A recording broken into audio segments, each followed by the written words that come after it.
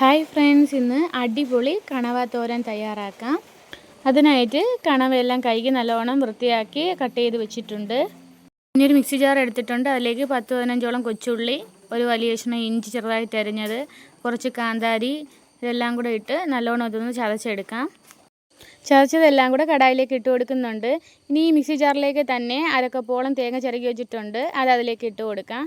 ഇനി ഇതിലേക്ക് 1/2 ടീസ്പൂൺ മഞ്ഞൾപ്പൊടിയും കൂടി ഇട്ട് കൊടുത്ത് ചെറുതായിട്ടൊന്ന് ചതച്ചെടുക്കാം. ചതച്ച് വെച്ച തേങ്ങ ഇതിലേക്ക് ഇട്ട് കൊടുക്കുന്നുണ്ട്. ഒരു തക്കാളി അരിഞ്ഞത് അതിലേക്ക് ഇട്ട് കൊടുക്കാം. കുറച്ച് കുടംപുളിയും കുറച്ച് കറിവേപ്പിലയും കൂടി ഇട്ട് കൊടുക്കാം. 1 ടീസ്പൂൺ ഉപ്പുപൊടിയും കൂടി ഇട്ട് കൊടുക്കാം. ഇതിലേക്ക് അരിഞ്ഞ് വെച്ചിരിക്കുന്ന കണവ ചേർത്ത് കൊടുക്കാം.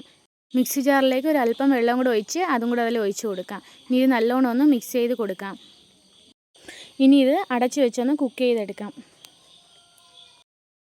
അടിപൊളി കണവത്തോരൻ ഇവിടെ റെഡി ആയിട്ടുണ്ട്. ഇനി ഇതിലേക്ക് ഒരല്പം വെളിച്ചെണ്ണയും കൂടെ ഒഴിച്ച് കൊടുക്കാം.